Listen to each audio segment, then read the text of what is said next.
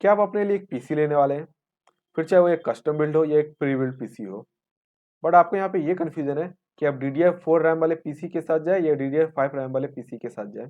इस वीडियो में आपको काफ़ी आसान तरीके से बताने वाला हूँ कि किन लोगों के लिए DDR4 बेस्ट है और किन लोगों के लिए DDR5 बेस्ट है। इस वीडियो में आपको कोई भी DDR4 वर्सेस DDR5 के कॉम्प्लेक्स डिटेल नहीं बताने वाला हूँ। काफ़ी आसान शब्दों में मैं आपको आपके नीड के अकॉर्डिंग DDR4 या DDR5 कौन सा बेस्ट रहेगा ये मैं आपको बताने वाला हूँ। तो पूरी जानकारी जानने के लिए इस वीडियो को पूरा एंड तक देखें। मेरा नाम है पंकज कुमार और चैनल का नाम है जमटेक।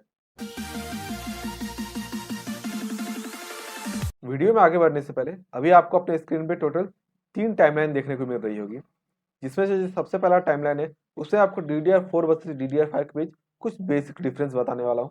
और सेकंड टाइमलाइन उन लोगों के लिए जिनके लिए DDR4 रैम बेस्ट रहेंगे। एंड लास्ट जो टाइमलाइन है वो DDR5 यूजर के लिए है। सबसे पहले अगर मैं DDR4 वर्सेस DDR5 के डिफरेंस की बात करूँ, जैसे कि आपको पता ही होगा कि DDR4 एक पुरानी टेक्नोलॉजी है और DDR5 एक नई टेक्नोलॉजी है, जिसके कारण DDR5 की जो प्राइस है वो एज कम्पेयर टू DDR4 ज़्यादा है। बट आपको इसमें परफॉर्मेंस भी काफ़ी अच्छी खासी देखने को मिलती है। अगर आप DDR4 की तरफ देखें तो यहाँ पे अभी के समय आपको मार्केट में 3200 मेगाहर्ट्ज की फ्रीक्वेंसी एंड 3600 मेगाहर्ट्ज की फ्रीक्वेंसी वाली आपको रैम देखने को मिलेगी। आपको यहाँ पे 4000 मेगाहर्ट्ज की भी रैम देखने को मिलती है, बट वो काफ़ी ज़्यादा उसकी कॉस्ट भी इंक्रीज हो जाती है। प्लस आपको सिस्टम में भी काफ़ी ज़्यादा प्रॉब्लम देखने को मिलेगी, क्योंकि बहुत सारे ऐसे मदरबोर्ड है जो कि इसके लिए कंपैटिबल नहीं है। वहीं पे अगर मैं DDR5 की बात करूँ तो इसमें आपको बेसिक 4800 मेगाहर्ट्ज की फ्रीक्वेंसी देखने को मिलेगी। उसके बाद 5200 फ्रीक्वेंसी, 5600 फ्रीक्वेंसी और 6000 और उसके ऊपर की फ्रीक्वेंसी आपको यहाँ पे देखने को मिलती है। और जैसा कि मैंने आपको बताया कि DDR4 की प्राइसिंग DDR5 से कम है, उसी तरह जो मदरबोर्ड DDR4 को सपोर्ट करते हैं उसकी भी प्राइसिंग कम है एज कम्पेयर टू DDR5 वाले मदरबोर्ड। इस सेक्शन में आपको बताऊंगा कि कौन कौन से प्रोसेसर है जिसके साथ अगर आप अपने पीसी बिल्ड करते हैं तो आप DDR4 रैम को ही आपको चूज करना पड़ेगा। अभी आपको अपने स्क्रीन में कुछ प्रोसेसर के नाम देखने को मिल रही होगी। ये सारे जितने भी प्रोसेसर है, ये सारे प्रोसेसर DDR4 को ही सपोर्ट करते हैं। फॉर एग्जांपल के तौर पे अगर आप AMD के 5000 सीरीज के प्रोसेसर या 3000 सीरीज के प्रोसेसर यूज करते हैं तो उसमें आपको DDR4 का ही सपोर्ट देखने को मिलेगा। और उसी के सुटेबल जो आप मदरबोर्ड खरीदेंगे उसमें भी आप सिर्फ DDR4 ही रैम लगा सकते हैं, उसमें आप DDR5 रैम नहीं लगा सकते हैं। और मैं इंटेल के प्रोसेसर की बात करूँ तो इंटेल का 11 जनरेशन या उससे पीछे के जितने भी जनरेशन है लाइक 10 9 जनरेशन, इस प्रोसेसर के साथ अगर आप जाते हैं तो आपको यहाँ पे DDR4 का ही ऑप्शन देखने को मिलेगा। इस प्रोसेसर में आपको DDR5 का कोई भी ऑप्शन देखने को नहीं मिलेगा। अगर आप लिस्टेड इन सारे प्रोसेसर के साथ जाते हैं तो यहाँ पे आपको कोई भी DDR5 का ऑप्शन देखने को नहीं मिलता है।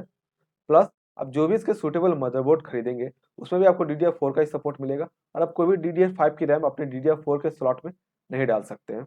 बट यहाँ पे इंटेल की तरफ से कुछ ऐसे भी प्रोसेसर है लाइक उनका इंटेल का 12th जनरेशन, 13 जनरेशन, 14 जनरेशन, जिसमें DDR4 एंड DDR5 दोनों ही सपोर्ट करता है। तो ये मैं आपको DDR5 वाले सेक्शन में बताऊंगा।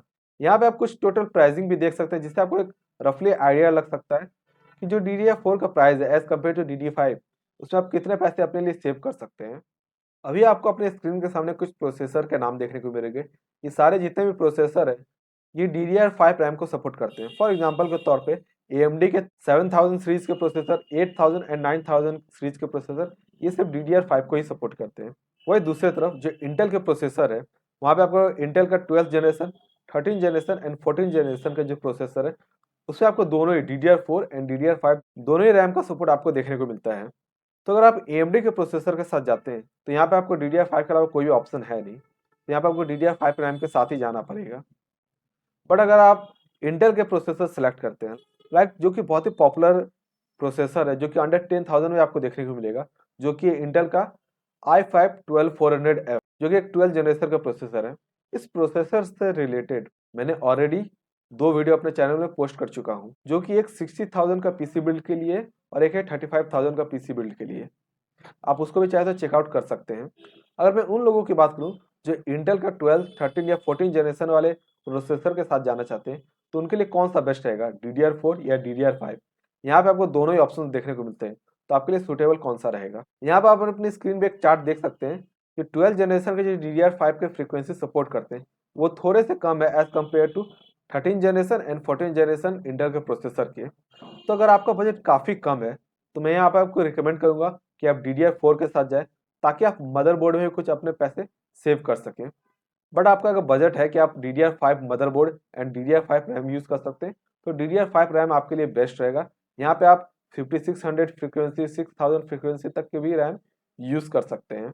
बट यहाँ पे एक और डिफरेंस आपको देखने को मिलता है। फॉर एग्जाम्पल के तौर पे अगर आपका यूजेज 16 GB रैम के लिए इनफ है और आपके पास पैसे भी हैं तो यहाँ पे DDR5 आपके लिए एक अच्छा खासा ऑप्शन हो सकता है। बट अगर आपका रैम का यूजेज 32 GB या उससे ऊपर है लाइक 64 GB तो यहाँ पे आपको कुछ चीज़ों का ध्यान रखना पड़ेगा। फॉर एग्जाम्पल के तौर पे जो इंटेल के 13 जनरेशन और 14 जनरेशन के जो प्रोसेसर है वो काफ़ी ज़्यादा पावर कंज्यूम करते हैं। प्लस जैसे आप 32 GB की रैम या उससे अवेव की रैम आप परचेज करते हैं तो आप चाहेंगे कि आपको उसमें फ्रीक्वेंसी भी काफ़ी अच्छी खासी देखने को मिले। बट क्योंकि काफ़ी ज़्यादा फ्रीक्वेंसी एक बार आपको मदरबोर्ड को हैंडल करना पड़ता है तो इसके लिए आपका मदरबोर्ड का भी कॉस्टिंग काफ़ी बढ़ जाता है, क्योंकि इस समय आपको एक अच्छा खासा मदरबोर्ड अपना सिस्टम के लिए आपको परचेज करना पड़ेगा। बट अगर आपका रिक्वायरमेंट इतना ज़्यादा रैम का नहीं है, आप 16 GB रैम या 32 GB रैम के साथ भी जा सकते हैं तो DDR5 आपके लिए एक बेस्ट ऑप्शन हो सकता है।